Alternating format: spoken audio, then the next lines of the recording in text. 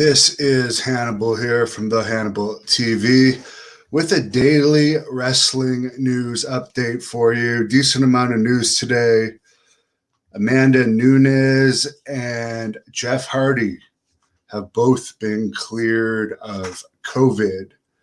So congratulations to them. Amanda, of course, is with the UFC. She's expected to fight probably by December. Jeff Hardy is back with WWE now. Adam Cole, according to reports, is being offered $1 million to stay with WWE.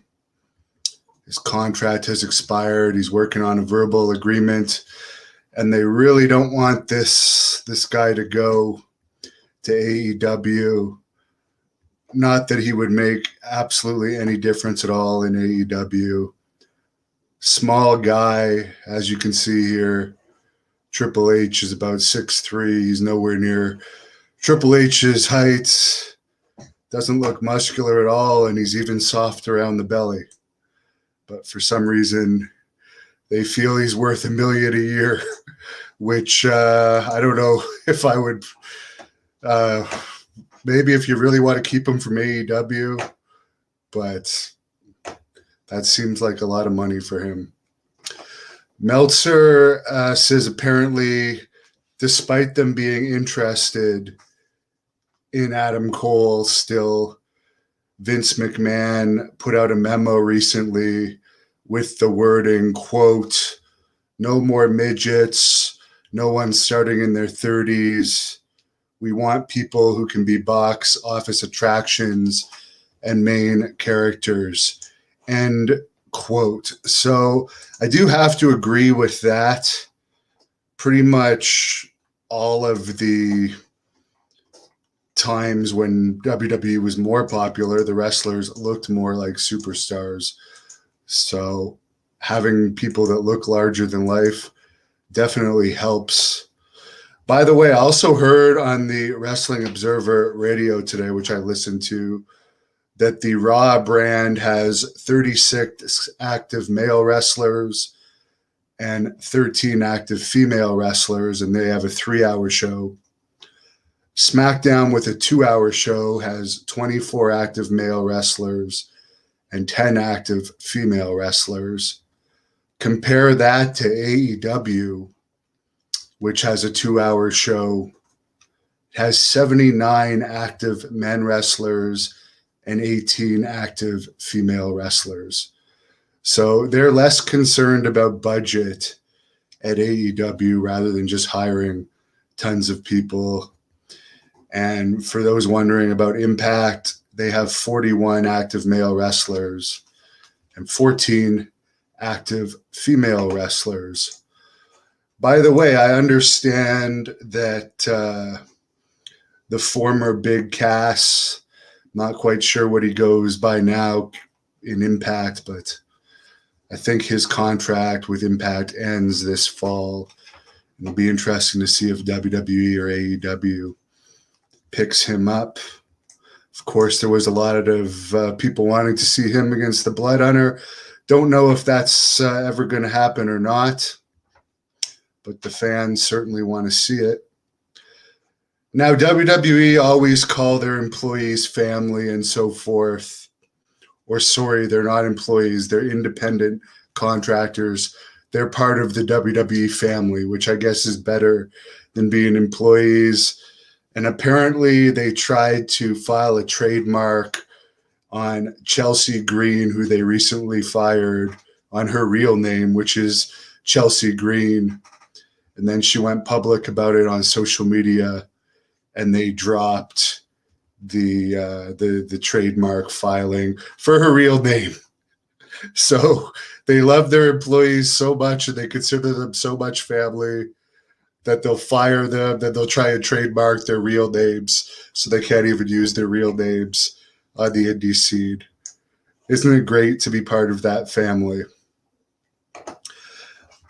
After Raw went off the air tonight, John Cena teamed with Damian Priest to defeat Jinder Mahal and Dilsher Shanky. Have no idea if I'm pronouncing that right.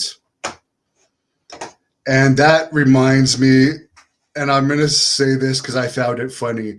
Jinder Mahal recently gave a quote to Sportskeeda about all the people that have been released due to budgetary reasons by WWE recently. And you can say they just made $29 million in one quarter in revenue. Profit. They made $29 million in profit in one quarter. Why are they saying budgetary reasons? Because they don't want to waste money. Just because you have extra money, why keep people around if you don't need them? That's just bad business, because at some point in time, business might not be as strong, and it's good to like make as much money as possible, especially if people aren't cutting it for whatever reason. But Jinder said, quote, "The door is always open in WWE. My advice to anyone who just got released is to look at this as an opportunity to redefine yourself, make some noise. You know, wrestling in WWE is super, super hot. Internationally, everything, we got crowds back, but wrestling outside of the WWE is also picking up steam. And that's a great place to plant your flag, make a name for yourself, and eventually make it back to WWE." I just want to point out to everybody, and I did used to be close friends with Jinder Mahal. He didn't do anything on the independents of relevance in between the time that he was released from WWE and rehired. All he did was get himself jacked. It wasn't like some guys that'll go and become really hot on the independent scene. So yeah, I just find that funny because it's like, I don't remember hearing anything about you on the independent scene. I know you lost to Jerry Bostic in World Class Pro Wrestling, but I don't remember hearing about you in any of the hot indie companies. But congratulations, you did become WWE champion. And I do like you. I'm not taking anything away from you. I'm just saying that's pretty funny hearing that from you. Constipated in Sin City, Canada is really hot right now, and I'm enjoying it. Pete says Adam Cole is not believable looking. Yes, Wendell, he does look like a schoolboy. WWE hasn't been good since Stone Cold retired. It was also funny that Jinder, whose real name is Raj, said that WWE is hot right now. They're actually not hot. Maybe they're, instead of the 0.4s, they're in the 0.5 ratings. But AEW is much hotter than WWE right now. So I think it's funny.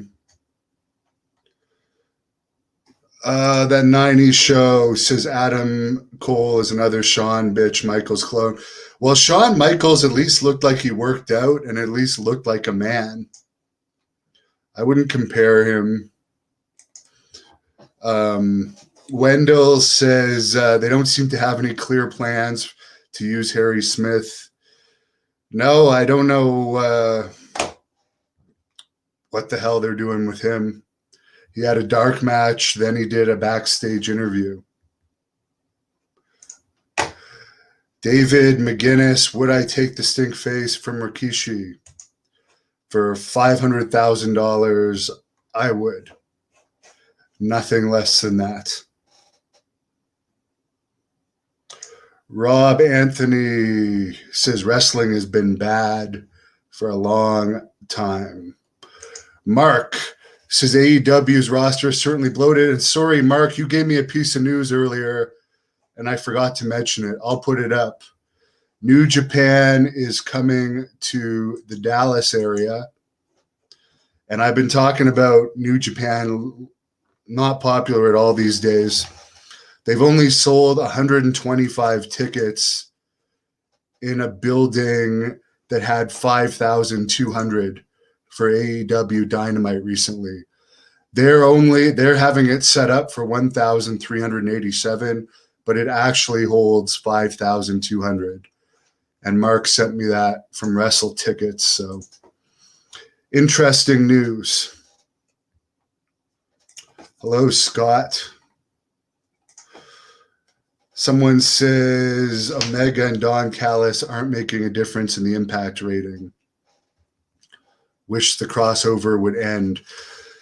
I could see AEW buying Impact but then again, Access TV owns Impact, and Anthem Sports owns both Access TV and Impact. So who knows? But yeah, it gets brutal ratings. Hello to Jason. Bushido says Jinder Mahal has small calves. I haven't really looked at him. His physique looks great, though. I'm not denying that. I'm just saying that he got his job back based on building his physique up, not from getting hot on the independents. Scott wants Piper on. Piper's sleeping right now. I'll put up a picture of her and I, though, if you want. Let me just find it here, because we did have dinner together tonight. We went out for some dinner. So let me put the picture up because I don't want to wake her up. She's tired. Where is it here? It's uploading. There's the news. Piper went and had hamburgers with me tonight. What a good little girl she is. Couple more questions here. How WCW went down the drain by hiring way too many people. Yeah. The difference is that Tony Khan's father is worth like $14 billion and his son runs the company. Whereas what happened, Ted Turner liked WCW and he would have kept funding it even though it was losing money. But then he sold to AOL and Time Warner. There was a merger, and Turner got out of power, and the people that took it over looked at it as a loss and wanted to get rid of it.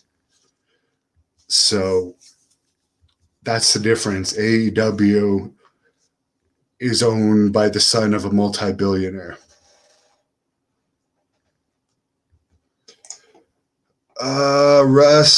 Rusty says Moxley is a really good wrestler. He's over for sure. He's definitely over for sure. Sammy, I've been doing a lot of UFO research lately, but there's no big news. Mark brings up that Access and Impact are both owned by Anthem, similar to Sinclair having Ring of Honor to basically fill programming. And I have tried to watch Ring of Honor a few times lately because I am friends somewhat with PCO, and it's just terrible. It's just awful. I'm really sorry. Mark says Piper is the real burger queen. She enjoys a tasty burger for sure. Jason, I liked ECW from back in the day. I thought it was a good company, and I'm looking forward to covering the Battleground Championship Wrestling event at the ECW Arena in September. It'll be the first event that I actually attend in the ECW Arena, so I'm looking forward to that. It is going to be a pretty good event. Matt Hardy is going to be there, RVD. And I'm also looking forward to this event, Great North Wrestling, August the 28th, the Cataract Way Arena in Kingston, Ontario. My favorite wrestler, the Blood Hunter, is going to put the Great North Wrestling heavyweight title on the line against two-time WWE Tag Team Champion Rene Dupree. Jeremy Prophet is going to put the Canadian title on the line against Speedball Mike Bailey. There's going to be 3 matches involving women, possibly 4.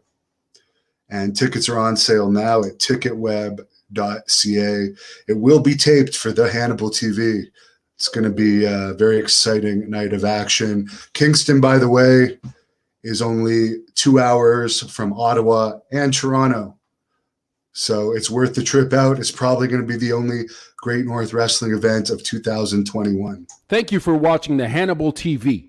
Please like this video if you enjoyed it and click the subscribe button to not miss any of our latest shoot interviews.